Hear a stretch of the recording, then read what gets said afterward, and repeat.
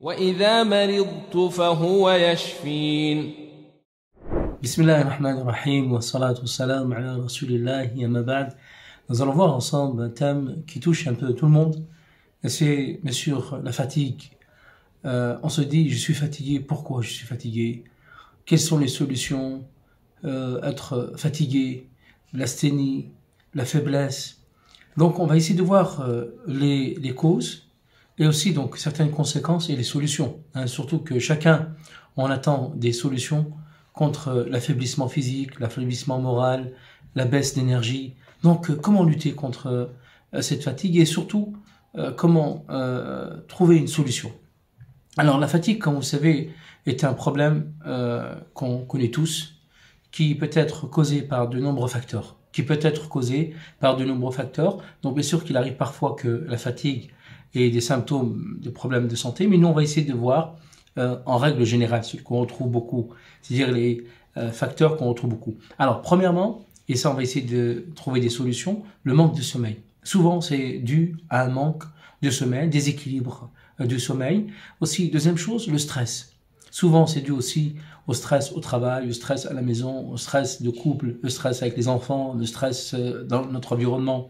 Troisième chose, des carences en alimentation, surtout en alimentaire, donc les carences alimentaires en magnésium, en cuivre, en potassium, en certaines vitamines, vitamine B, vitamine A, vitamine E.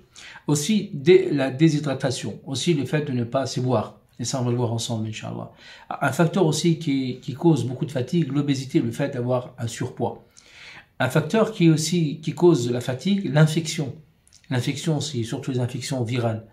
Et ce qui cause aussi dernièrement, cette chose qu'on voit ensemble, cet facteur, des maladies auto-immunes, l'hypothyroïdie aussi, donc certaines maladies comme l'hypotension, comme des problèmes articulaires, des problèmes aussi au niveau du système digestif, comme le côlon irritable, comme la maladie de Crohn, comme tout cela, les gros problèmes aussi donc de digestion, qui causent des problèmes de fatigue et qui fatiguent la personne. Alors, certaines conséquences, le problème de la fatigue, ça va limiter certaines activités quotidiennes et surtout arriver dans certains points à des déprimes, arriver aussi des fois à des déprimes. On est déprimé de cette fatigue. Alors, dans la majorité des cas, bien sûr, il est assez facile de remédier à ce problème de fatigue, mais il suffit de prendre, bien sûr, davantage de soins de soi-même, bien sûr, avec la permission et surtout avec la force de notre Seigneur, c'est-à-dire demander l'aide à notre Seigneur, faire beaucoup d'invocations, faire beaucoup de prières et de demander à notre Seigneur, bien sûr, cette aide, car on a besoin de cette force, on a besoin de, spirituellement, on a besoin d'être aidé et supporté, surtout quand on est fatigué. Alors, première chose, notez-le. Première chose que je vous conseille, pour lutter contre la fatigue, faites des activités physiques. Alors, une activité physique, que ce soit de la marche, que ce soit du vélo, que ce soit de la course, le fait de sortir et marcher, le fait de changer d'air. Avoir une activité physique, car, comme vous savez, le prophète, sallallahu alayhi wa sallam, a appelé à ces exercices, à ces activités physiques qui sont utiles bien sûr, à l'application, qui vont renforcer notre corps et maintenir l'intégrité de notre corps. Comme a dit le prophète sallallahu alayhi wa sallam, le croyant qui est fort est meilleur et plus aimé, et ça bien sûr ça peut être la force de la foi, la force musculaire, avoir une certaine force, et plus aimé d'Allah que le croyant qui est faible. Et dans les deux se trouve du bien. Donc le sport, l'activité physique va renforcer le corps et supprime les maladies justement avec les résidus nocifs de manière qui est naturelle, car le sport déclenche, et ça, notez-le, la production de certains hormones. Les hormones du bonheur, qu'on appelle bien sûr les endorphines. Les endorphines commencent, lorsqu'on commence à faire une marche, on commence à lutter contre la fatigue. Deuxième chose, réduisez votre stress. Le stress et limiter notre stress, réduire notre stress, trouver une solution pour lutter contre l'anxiété, contre les troubles psychologiques. Donc l'émotion négative, en général, peut être à grande partie une réponse de notre manque d'énergie. C'est-à-dire que la personne moralement est pas bien, ça va le fatiguer physiquement. Le prophète sallallahu alayhi wa sallam a plusieurs reprises conseillé aux compagnons de ne pas s'énerver, d'avoir un bon comportement, d'être positif. Toujours le plan psychologique qui va éteindre surtout ce surmenage Et comme vous savez, dans le corps, le stress, lorsqu'il y a trop de stress, ben, il va y avoir ce qu'on appelle donc une élévation de la cortisol. Donc il faut faire le contraire, apporter des hormones du bonheur, des hormones qui vont aider justement contre la cortisol. C'est la sérotonine.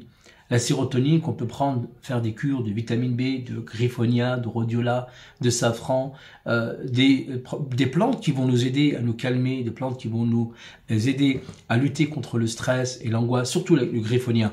Surtout le griffonia qui aide justement, qui est plein de hydroxytryptophane, qui aide justement, qui favorise donc la sérotonine.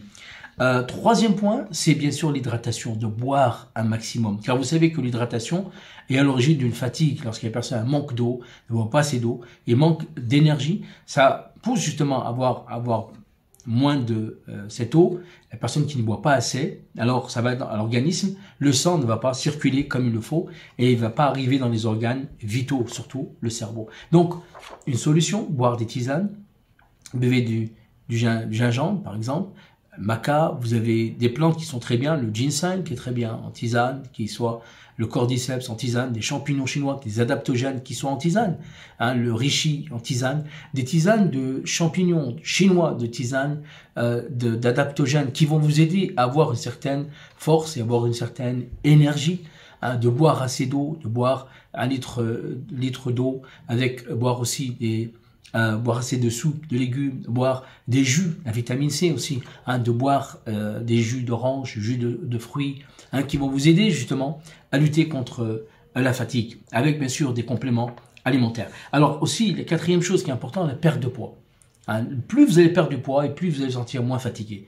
Alors, faire un régime, tout ça, perdre des kilos et retrouver de l'énergie et améliorer notre humeur et la qualité de vie. Bien sûr, alors utiliser des compléments qui vont vous aider justement. Alors le thé, qui est très bien, l'origan, des plantes qui sont laxatives ou des plantes qui vont vous faire perdre du poids, que ce soit donc des coupes fins ou par exemple donc des plantes qui vont brûle-graisse, comme aussi donc des plantes qui vont être brûle-graisse qui vont vous aider à perdre du poids. Plus vous allez perdre du poids et vous allez plus avoir de l'énergie. Plus on va avoir d'énergie. Cinquième chose qui est important, de bien dormir, de mieux dormir plutôt, avoir une santé donc au niveau du sommeil, 7 heures au minimum.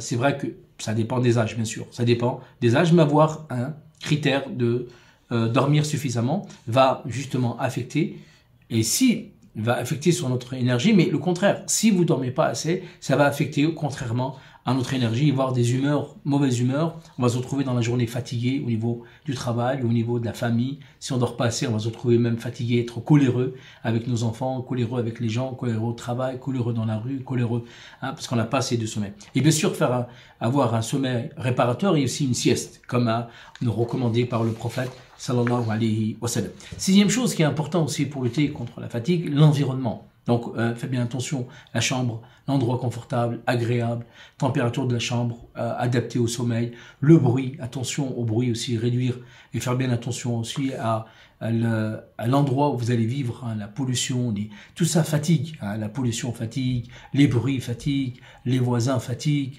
l'environnement est important. Septième chose et dernière chose, j'essaie de vous donner quelques points qui vont vous aider, c'est aussi bien sûr éviter tous les outils d'appel technologique plutôt, les écrans, tout ça qui va amener justement avant de se coucher, qui va amener à une fatigue après. Le fait que la personne utilise toujours les portables, le soir il va se retrouver à veiller et ça va se il va se retrouver avec une nuit blanche ou se retrouver avec des nuits qui ne sont pas assez régulées et donc il va avoir certaines fatigues dans la journée. Il va avoir certaines fatigues et comme vous savez la lumière, on en a besoin la journée. Pas la nuit. La nuit, maintenant, on vit, avec tout ce qu'on vit, les technologies d'aujourd'hui, on se retrouve à vivre comme le jour, comme la nuit. Avec les lumières qu'il y a, les fortes lumières des appareils et autres qui touchent notre cerveau, qui vont bloquer certains hormones comme la mélatonine. Donc, l'importance, justement, de l'équilibre, donc, entre la nuit et le jour, et surtout que la journée, on a besoin, au contraire, pour lutter contre la fatigue et avoir des hormones du bonheur, c'est de voir les lumières, de voir le jour, de voir le soleil, de voir, ça apporte le bonheur. Contrairement à la nuit, on a besoin de se reposer, de voir moins de lumière, de voir moins d'appareils qui vont toucher l'hormone du cerveau et qui va toucher donc certaines hormones qui vont nous aider à nous reposer et avoir un système de vie et une hygiène de vie qui soit adapté à notre environnement et notre vie où on vit. Et bien sûr que n'oubliez pas l'alimentation. Au niveau des conseils et recommandations, l'alimentation est très très importante. L'alimentation basée sur une alimentation adaptée, saine, variée, de fruits, de légumes, de céréales. Une alimentation qui va justement nous laisser à lutter contre la fatigue et aussi donc tout ce que l'on vit aujourd'hui avec les maux d'aujourd'hui. Donc voilà, on a fait un petit peu le tour de comment lutter contre la fatigue et quelles sont donc les solutions. Wa alhamdulillahi rabbil alamin.